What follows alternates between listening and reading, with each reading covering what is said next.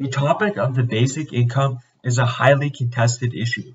Dr. Peter Diamond of the MIT Department of Economics and the 2010 Nobel Prize in Economics winner describes a universal basic income as a solution to job losses in manufacturing industries and child poverty. Along with 8 other Nobel laureates, he argues that direct transfers would be far more effective than today's system of welfare, which includes TANF, or Temporary Assistance to Needy Families, EITC, Earned Income Tax Credit, Medicaid, SNAP, which was previously known as food stamps, along with SSI, WIC, and more welfare programs.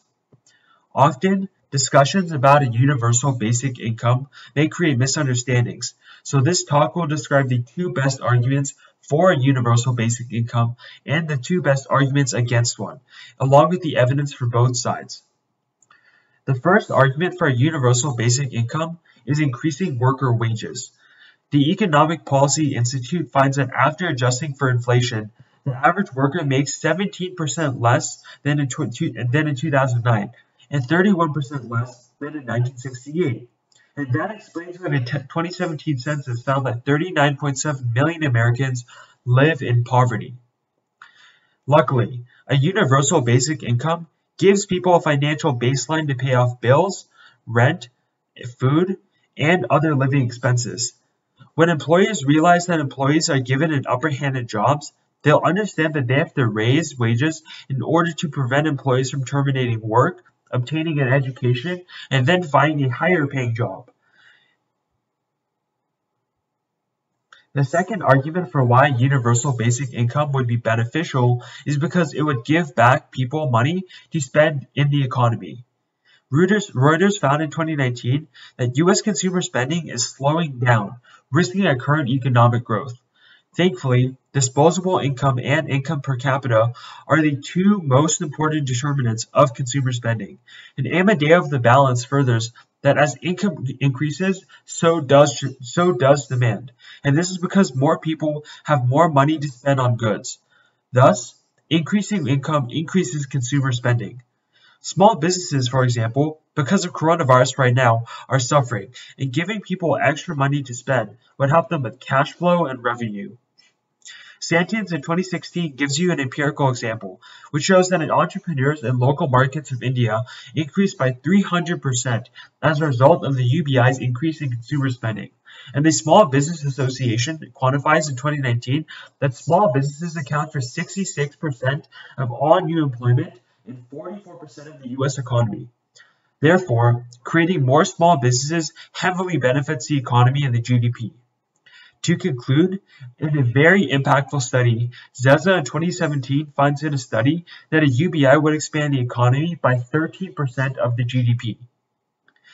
The first argument for why UBI can be detrimental to Americans is pretty obvious: the cost.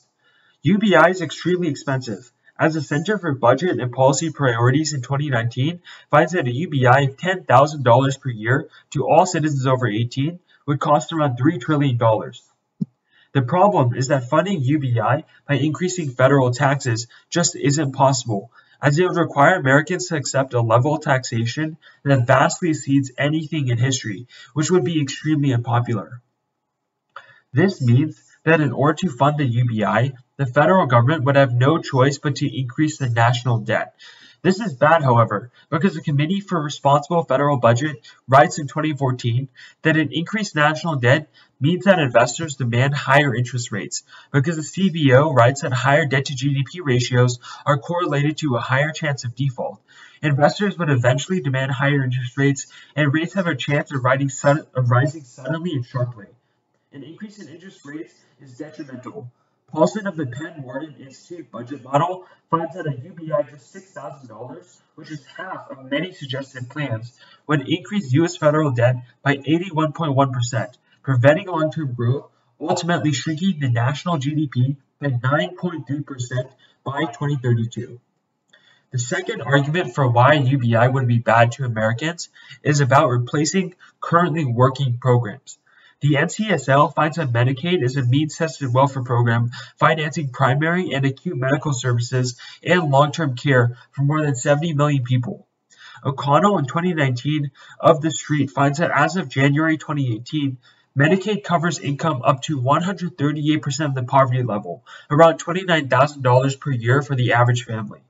In many UBI proposals, Medicaid would be traded in, along with many other welfare programs, with a UBI. Currently, Medicaid is expanding throughout the United States. Rudowitz from KFF found that Medicaid had been expanding since the start of 2018. But if a UBI replaced Medicaid, the relatively vague benefits of a UBI would replace the known lives saved. Records of New Scientist finds that deaths among people with conditions that improve due to access with healthcare, such as cancer, heart disease, and infectious diseases, dropped by 4.5% when Medicaid was expanded.